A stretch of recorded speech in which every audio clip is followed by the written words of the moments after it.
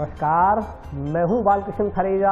आप देख रहे हैं डेली लाइव। आइए शुरुआत करते हैं आज के मुख्य समाचारों की। आरटीई की बकाया राशि के भुगतान की मांग को लेकर निजी शिक्षण संस्था संघ ने जिला कलेक्टर के माध्यम से मुख्यमंत्री को भेजा ज्ञापन।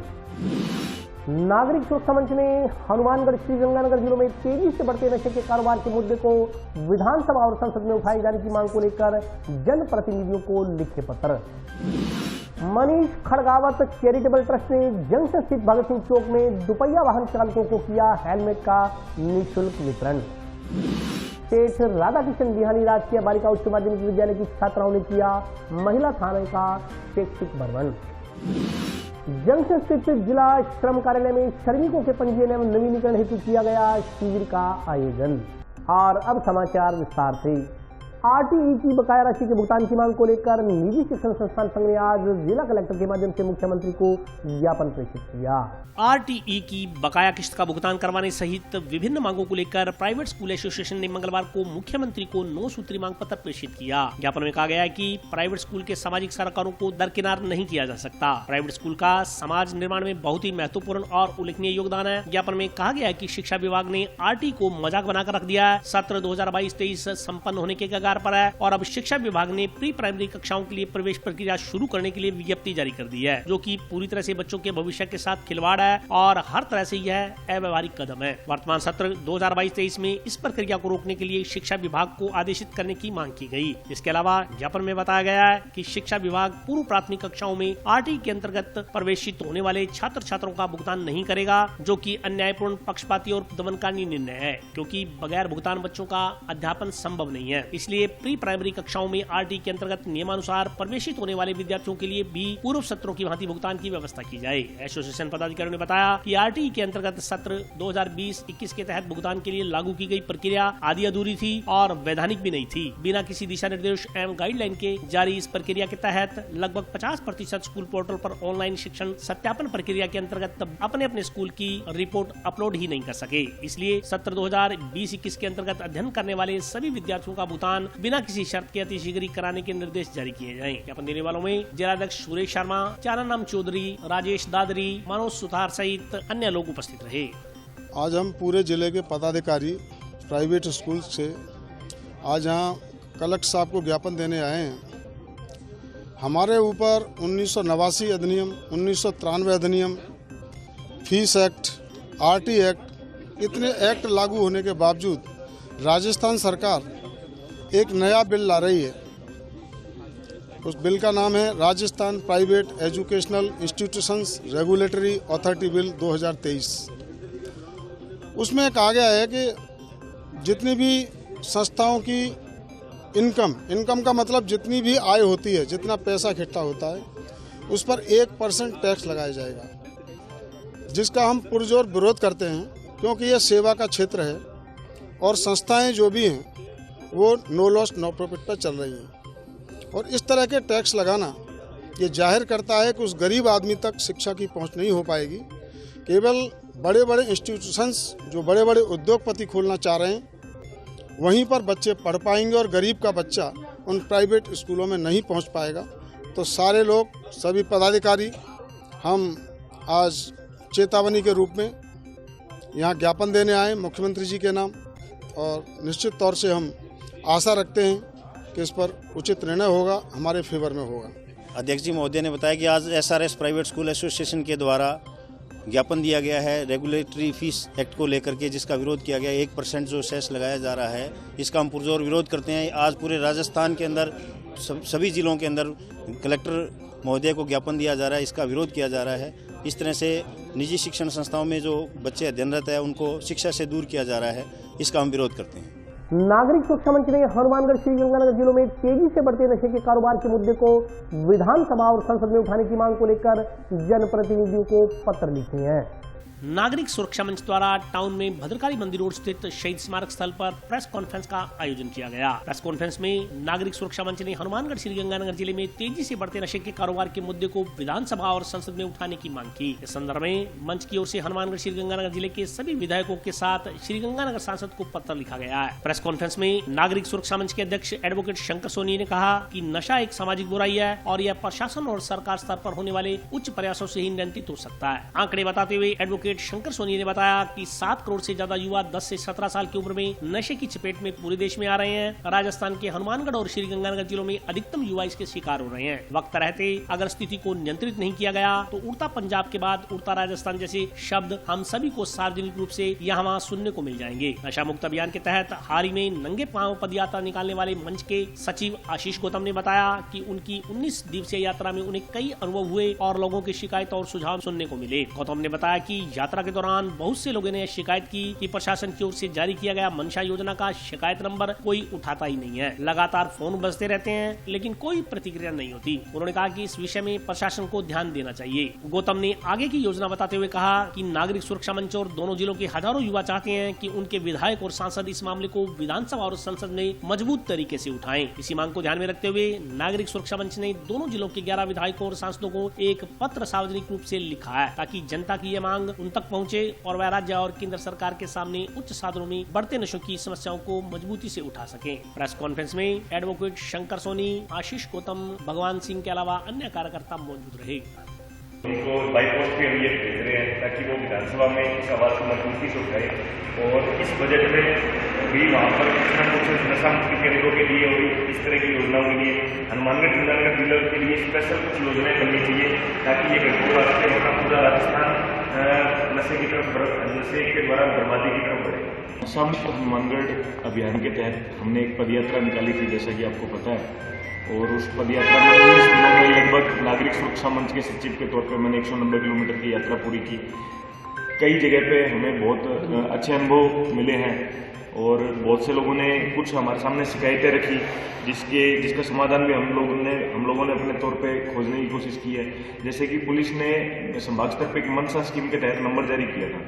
नंबर कभी कभी तो कोई अधिकारी वहाँ उठाता है, कभी कभी वो नंबर उठता नहीं है। व्हाट्सएप पर भी अगर कोई सूचना दे रहे हैं तो वो कोई व्हाट्सएप पे सीन नहीं हो रही है या उसका कोई रिस्पॉन्स आगे से नहीं आ रहा है। इस तरह की शिकायतें बहुत जगह से मिल रही है। तो हम ये चाहते हैं कि पुलिस प्रशासन इसमें कोई टेक्निकल खामी है या क्या दिक्कत आ रही है इसकी जांच करे और ताकि लोगों अगर कोई प्रशासन की मदद करना चाह रहा है आगे से चल के फोन करना चाह रहा है उनको, तो जो मनसा स्कीम के तहत उन्होंने संभाग स्तरीय लैंडलाइन नंबर और जो जिले के एसपी साहब का नंबर दिया था उसमें अगर इस तरह की शिकायतें आ रही हैं तो वो उनको लें और अगर किसी टेक्निकल कारण से नहीं आ पा रही है तो उसकी जांच करके कि वो फोन क्यों नहीं उठ पा रहा है, क्योंकि इस तरह की बहुत सी शिकायतें हमें लोगों ने गाँवों में बताई कि वो फोन कोई उठाता नहीं है।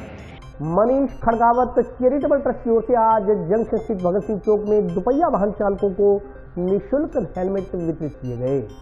मंगलवार को जंक्शन के शहीद भगत सिंह चौक पर आयोजित हेलमेट वितरण कार्यक्रम में मनीष खड़गावत चैरिटेबल ट्रस्ट द्वारा वाहन चालकों को हेलमेट का वितरण किया गया। कार्यक्रम की मुख्य अतिथि जिला कलेक्टर श्रीमती रुक्मिणी रार थी। उन्होंने अपने संबोधन में कहा कि सड़क हादसों में जान गंवाने वाले परिवारों से पूछो कि उनका दर्द क्या है, वहीं हेलमेट की जिंदगी के बारे में बता सकते हैं। हेलमेट लगाओगे तो आपकी सुरक्षा होगी। जिला कलेक्टर ने कहा कि बीकानेर नेशनल हाईवे पर 1 घंटे में 18 एक्सीडेंट होते हैं। इससे बचने के लिए हमें संजीदा होना पड़ेगा। जिला कलेक्टर ने इस दौरान चिरंजीवी योजना में दुर्घटना बीमा का भी जिक्र किया। कार्यक्रम में उद्योगपति शिवरतन खड़गावत ने अपने बेटे के साथ हुए हादसे का जिक्र करते हुए कहा कि हेलमेट नहीं पहनना जान को जोखिम में डालता है। उन्होंने कहा कि कई लोग हेलमेट खरीद नहीं पाते तो कुछ लगाने में अलगर्जी करते हैं। हेलमेट के अभाव में किसी की जान नहीं जाए, इसलिए जिला पुलिस से कहकर यह अभियान शुरू करवाया गया है। यह अभियान निरंतर जारी रहेगा। अभियान के तहत आगामी दिनों में 500 हेलमेट का वितरण पूरे जिले में किया जाएगा। दुर्घटना के मामलों में ट्रस्ट हमेशा तैयार है। इस मौके पर डॉक्टर निशांत बत्रा ने कहा कि भारत में बढ़ रही दुर्घटनाओं में सबसे ज्यादा हेड इंजरी होती है। दूसरी बीमारियों से जितनी मौतें नहीं होती उससे ज्यादा सड़क हादसों में व्यक्ति मारे जाते हैं। अगर ट्रैफिक नियमों की पालना की जाए तो इस पर अंकुश लगाया जा सकता है। यातायात प्रभारी अनिल चिंदा ने कहा कि ट्रैफिक नियमों की पालना के लिए युवाओं को जागरूक किया जा रहा है। इसके लिए स्कूलों और कॉलेजों में प्रतिदिन शिविर लगाकर उन्हें ट्रैफिक नियमों की जानकारी दी जा रही है। यही नहीं, स्कूल संचालकों को नाबालिग बच्चों तथा बिना हेलमेट के दुपहिया वाहन नहीं चलाने के लिए भी अपील की जा रही है। समय समय पर स्कूल कॉलेजों के बाहर ट्रैफिक संबंधी कार्यक्रम करवाए जा रहे हैं। इस दौरान वाहन चालकों को हेलमेट बांटे गए और उपस्थित लोगों ने यातायात नियमों की पालना करने की शपथ ग्रहण की। कार्यक्रम में जिला कलेक्टर के अलावा पुलिस उप अधीक्षक रमेश माचरा, महिला थाना प्रभारी मोनिका बिश्नोई, पत्रकार श्याम मिश्रा, पंडित गिरिराज शर्मा सहित अन्य लोग उपस्थित रहे। कि मैं सड़क पर वाहन चलाने से पहले सभी सुरक्षा संबंधी बातों का ध्यान रखूंगी तथा सड़क एवं यातायात नियमों का हमेशा पालन करूंगी। मैं अपने एवं सड़क पर चलने वाले सभी सड़क उपयोगकर्ताओं की सुरक्षा का ध्यान रखूंगी। के द्वारा आयोजन किया गया है।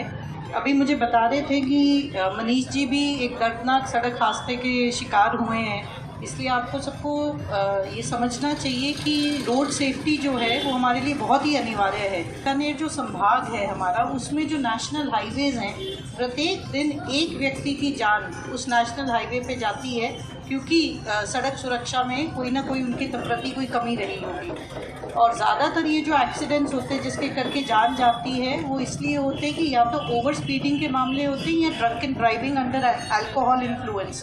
तो आप सबसे आज के कार्यक्रम में मैं अपील करना चाहूँगी कि आप सब अपनी सुरक्षा के लिए 2 व्हीलर जब भी चलाएं तो आप हेलमेट ज़रूर पहनें। आपके सामने मनीष जी के फादर यहाँ बैठे हैं और उनसे ज़्यादा आपको कोई नहीं बता पाएगा कि कितना बड़ा दर्द है कि अगर आपके घर में जवान बेटा बेटी उसकी सड़क हादसे में डेथ हो जाए, उसकी तो जो डेथ है उसकी कमी तो है, उसके पीछे जो परिवार बचता है उनके लिए जो दुख है या उनके लिए वो जो समय है वो कितना दर्दनाक है, उसकी आप सब कल्पना भी नहीं कर सकते। तो अगली बार जब भी आप बाहर निकलें अपने परिवार के बारे में सोच के निकलें और ये हेलमेट जो है ज़रूर पहनें। पुलिस और प्रशासन की तरफ से हम सहयोग कर रहे हैं इस कार्यक्रम को, क्योंकि हमें खुद को ये आवश्यकता की ज़रूरत है, महसूस होती है कि सड़क सुरक्षा में और काम होना चाहिए। इस कार्यक्रम के ड्यूरिंग में आप सबसे अनुरोध यही करना चाहूँगी कि आप जो है सड़क सुरक्षा के प्रति और संजीदगी से ध्यान दें। आप अपना ध्यान रखें, अपने परिवारजनों को भी मोटिवेट करें कि वो भी जब घर से निकले तो हेलमेट पहनें, स्पीड की लिमिट के अंदर चलाएं और मोस्ट इम्पॉर्टेंटली अल्कोहल के इन्फ्लुएंस में गाड़ी को ना चलाएं। सरकार की तरफ से चिरंजीवी योजना बनाई गई है ऐसे परिवारों के लिए जिनके अंदर ये ऐसे कोई दर्दनाक हादसे हो जाते हैं। आप सबसे मैं प्रशासन की तरफ से अपील भी करना चाहूँगी कि चिरंजीवी योजना में आप बीमा करवाएं। अपने सभी सदस्यों का 850 रुपये में बीमा हो जाता है।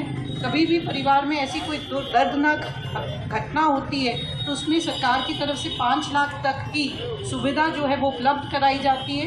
इसलिए चिरंजीवी योजना में अपना बीमा भी कराएं और मोस्ट इम्पॉर्टेंटली आप जो है अपनी सेहत का और रोड सेफ्टी की तरफ संजीदगी बरतें और हेलमेट ज़रूर पहनें। यातायात नियमों की पालना में जो लोग यातायात नियमों की पालना नहीं कर रहे हैं, दुपहिया वाहन चालक, उनको समझाइश भी की जाती है, तरह तरह के प्रोग्राम भी करवाए जाते हैं जागरूक के लिए, ताकि हर आदमी का जीवन को बचाया जा सके, क्योंकि जीवन एक बार मिलता है, बार बार नहीं मिलता है। और आज यहाँ भगत सिंह चौक पर मनीष चैरिटेबल ट्रस्ट हनुमानगढ़ के सौजन्य से यहाँ हेलमेट वितरण का प्रोग्राम किया गया था, जिसमें श्रीमान जिला कलेक्टर महोदय, श्रीमान अतिरिक्त पुलिस महोदय एवं श्रीमान सीओ साहब महोदय एवं पुलिस अधिकारीगण पधारे। यहाँ हेलमेट जो दुपहिया वाहन चालक थे उनको हेलमेट वितरण किए गए ताकि लाइफ को बचाया जा सके, क्योंकि हेलमेट वितरण का ये उद्देश्य था कि जीवन को बचाना बहुत बड़ी बात है।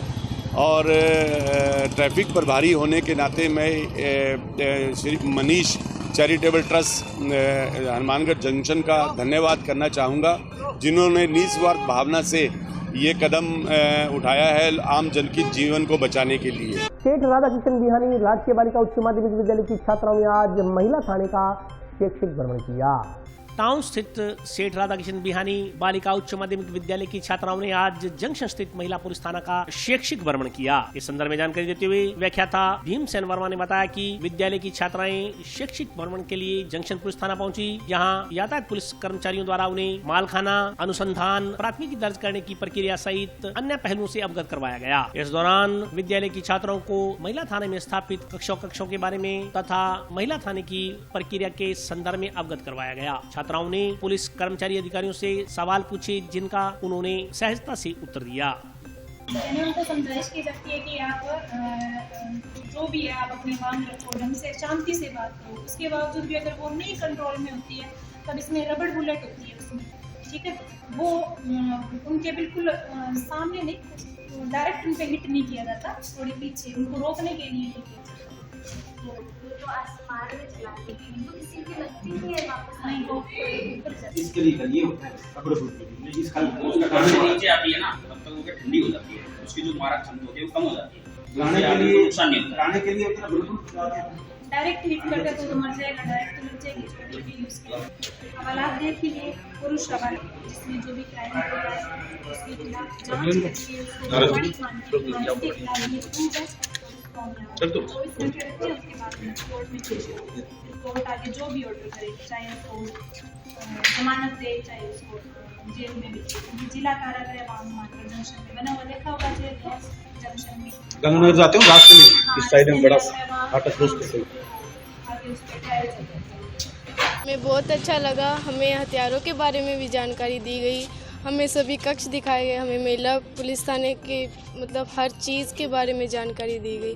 हमें पहले डर लगता था, अब इनके बारे में जानकारी मिलने के बाद अब अच्छा लगता है। हाँ, हम इनसे संपर्क करेंगे, इन्होंने हमें बहुत सारी जानकारी हमें इनने नंबर दिए, हमें बहुत सारे मतलब जानकारी प्राप्त हुई। हम यहाँ पे महिला थाना को देखने आए, उनके बारे में जानने आए आगे कि महिला पुलिस किस तरह काम करती है, हमें उनसे डरना नहीं चाहिए, हमें उनके साथ सहयोग करना चाहिए, उनकी पूरी सहायता लेनी चाहिए।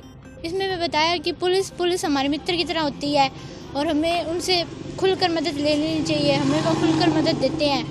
पहले हम सोचते थे कि पुलिस से हमें डर लगता था कि हम क्या से उनसे कहेंगे, वो क्या हमारी बातों को समझेंगे, पर अभी पता चलता है कि पुलिस हमारी खुल के बात सुनती है और हमसे पूरा सहयोग ले सकते हैं। आज जो एसपीसी की सेठ राधा किशन बयानी की छात्राएं हैं, उनको एसपीसी के भ्रमण के लिए आज महिला थाने लाया गया था, ताकि जो ये छात्राएं हैं इनके भीतर जो भी पुलिस से संबंधित कोई डर भय है वो दूर हो, और साथ में महिला थाने की जो कार्य प्रणाली है, जो भी कानून है, जो भी इनकी क्वेरी थी इन्होंने पूछी, उनका निराकरण इनके अधिकारियों के द्वारा किया गया और बच्चों को कानून के बारे में बताया गया, विस्तृत रूप से इन्हें जानी दी गई, हथियारों के बारे में इनको बताया गया और जितने यहाँ पर कक्ष स्थापित किए गए हैं उनकी विस्तृत इन्हें जानकारी दी और उनकी कार्य प्रणाली के बारे में इन्हें अवगत कराया गया। जंक्शन स्थित जिला श्रम कार्यालय में श्रमिकों के पंजीयन एवं नवीनीकरण हेतु शिविर का आयोजन किया गया। जंक्शन स्थित जिला श्रम कार्यालय में जिले के श्रम विभाग द्वारा निर्माण श्रमिकों के पंजीयन हेतु शिविर का आयोजन किया गया। इस संदर्भ में जानकारी देते हुए जिला श्रम कल्याण अधिकारी अमरचंद लहरी ने बताया कि ऐसे श्रमिक जो भवन निर्माण, मिस्त्री, मजदूर, painter, plumber, electrician, carpenter, marble आदि का काम करते हैं, उनका आज पंजीयन किया गया। उन्होंने बताया कि श्रमिकों के शिक्षा कौशल योजना के अर्थात छात्रवृत्ति योजना के फरवरी 2022 तक के स्वीकृत आवेदनों में भुगतान किया जा चुका है। ऐसे श्रमिक जिनके फरवरी 2022 तक के किए गए आवेदन जिनमें स्वीकृति के उपरांत भी भुगतान नहीं हुआ है, उन श्रमिकों का भी शिविर में पंजीयन किया गया। उन्होंने जानकारी दी कि शुभ शक्ति आवास योजना व मृत्यु क्लेम के आवेदनों में भुगतान की प्रक्रिया शुरू होते ही उन्हें सूचित कर दिया जाएगा। उन्होंने जानकारी दी कि आज के शिविर में छात्रवृत्ति के तहत लंबित अपीलों का भी निस्तारण किया गया। आज मुख्य रूप से जो अपने श्रमिक कल्याण बोर्ड की जो योजनाएं चलती है, जिसको अपने श्रमिक कार्ड की योजनाएं बोलते हैं, उनको लेकर कैंप था मंगलवार को, और आगे से हर मंगलवार को अपने ये कैंप लगाया करेंगे। इसमें मुख्य रूप से जो श्रमिक हैं, निर्माण श्रमिक, पेंटर, प्लम्बर, इलेक्ट्रीशियन, कारपेंटर और मनरेगा में जो श्रमिक काम करते हैं, उनके रजिस्ट्रेशन और नवीनीकरण के लिए काम था। और आज लगभग 19 लोग नवीनीकरण और रजिस्ट्रेशन के अंदर हमारे यहाँ आ चुके हैं। 19 के अंदर से 13 लोगों के रजिस्ट्रेशन हो भी चुके हैं। इसके अतिरिक्त जो स्कॉलरशिप है, जो लंबे टाइम से बजट के कारण से नहीं आ पा रही थी, तो राज्य सरकार ने पिछले माह उनका बजट रिलीज कर दिया है। फरवरी 2022 तक जो आवेदन लगे थे उनमें 99% पेमेंट हो चुका है। किसी अगर फाइल में कोई दस्तावेज कोई कमी रह गई तो वो 18-20 फाइलें पेंडिंग है, उनमें भी लोगों को फ़ोन किया हुआ है, वो आज आ रहे हैं धीरे धीरे। इसके अतिरिक्त कुछ लोग ऐसे थे जिनकी फाइल किसी डॉक्यूमेंट के कारण या किसी अन्य कारण से रिजेक्ट हो गई थी, उन्होंने अपील में आवेदन लगाए हुए थे। तो जनरली क्या है कि प्रशासकीय काम से हम भी कभी मीटिंग में, कभी गंगानगर, कभी चूरू व्यस्त रहते हैं, तो अभी ये हमने लोकल लेवल पे ये निर्णय लिया कि एक डे ऐसा फिक्स कर दे सप्ताह में जिस दिन हमारे सभी कर्मचारी मौके पे रहें और पब्लिक को ये इशू नहीं हो कि आज वो नहीं है, ये इशू नहीं है, तो उनके लिए हर मंगलवार को कैंप लगाया। तो आज हमारे पास में लगभग 42 अपील के आवेदन आए हैं, 42 अपील आवेदन और अभी कंटिन्यू आ भी रहे हैं, और इनमें 100% इनका है वो निस्तारण हम करके जाएंगे। आज जो भी आवेदन या एप्लीकेशन ली जाएगी उसमें नीतिगत, चाहे वो पास होने वाला हो चाहे रिजेक्ट होने वाला हो, उसका निर्णय आज की तारीख में ही किया जाएगा, चाहे वो 9 बजे 10 बजे। जो लास्ट कैंडिडेट आएगा उसकी आवेदन का भी हम निस्तारण करके जाएंगे, और आगामी रूप से हर मंगलवार को जो भी हमारा वर्किंग डे होगा उसमें ये कैंप लगाया जाएगा, ताकि कोई श्रमिक आए, उनका कोई इशू हो तो हम उसका मौके पे समाधान कर सकें। और अभी वक्त ब्रेक का हाजिर होता हूँ छोटे समय।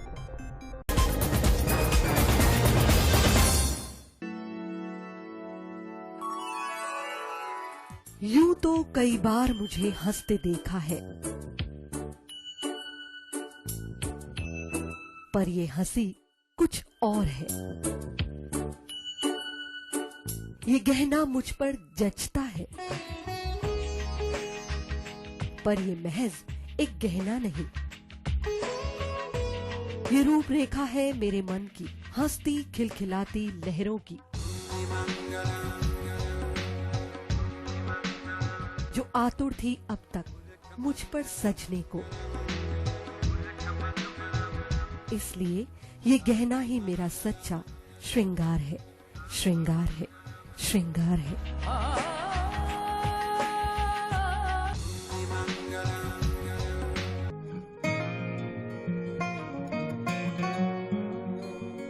बेटा सतीश, देख बेटा, बिजली का बिल आया है, कोई छूट भी मिली है क्या? बजट में तो मुख्यमंत्री जी छूट देने के लिए बोल रहे थे। अरे हाँ माँ, इसमें तो 750 रुपए कम करके आए हैं। अरे वाह, धन्यवाद मुख्यमंत्री जी। सिर्फ आपको ही नहीं, प्रदेश में ये छूट किसी न किसी रूप में सभी को मिल रही है। 100 यूनिट तक बिजली उपभोग करने वाले उपभोक्ताओं को 50 यूनिट भुगतान तक की छूट, 150 यूनिट तक वाले उपभोक्ताओं को 3 रुपए प्रति यूनिट और 150 से 300 यूनिट तक उपभोग करने वाले उपभोक्ताओं को 2 रुपए प्रति यूनिट की छूट दी जा रही है। याद रहे, बिजली की बचत ही बिजली का उत्पादन है। ब्रेक के बाद स्वागत है। आइए नजर डालते हैं अगले समाचार। जंक्शन के गांधीनगर स्थित गुरुद्वारा गुरु तेग बहादुर साहिब में 12 फरवरी को गुरुमत समागम का आयोजन किया जाएगा। इससे पूर्व प्रभात फेरी निकालने का क्रम जारी है। इसी रविवार 12 फरवरी को जंक्शन स्थित गुरुद्वारा शहीद बाबा दीप सिंह जी में वेलफेयर सोसाइटी द्वारा महान गुरुमत समागम का आयोजन किया जाएगा। इसी क्रम में प्रभात फेरियों का क्रम जारी है। इस संदर्भ में जानकारी देते हुए गुरुद्वारा सेवादार सर्वजीत सिंह ने बताया कि गुरुद्वारा श्री गुरु तेग बहादुर साहिब गांधीनगर में 12 फरवरी रविवार को प्रातः 9:30 बजे से दोपहर 3:30 बजे तक गुरुमत समागम का आयोजन होगा। इससे पूर्व 1 फरवरी से 10 फरवरी 2023 तक प्रभात फेरी निकालने का क्रम जारी है। उन्होंने बताया कि इसी दौरान 5 से 10 एवं 11 से 15 साल तक के बच्चों का दस्तार मुकाबला करवाया जाएगा। इसके अलावा गुरुमत समागम में भाई बलदेव सिंह, ज्ञानी सरताज सिंह, संत बाबा जोरा सिंह भजन कीर्तन के द्वारा गुरु की महिमा का बखान करेंगे। सर्वजीत सिंह ने क्षेत्र के आम आवाम से गुरुमत समागम में पहुंचकर अपने जीवन को सफल बनाने का आह्वान किया है।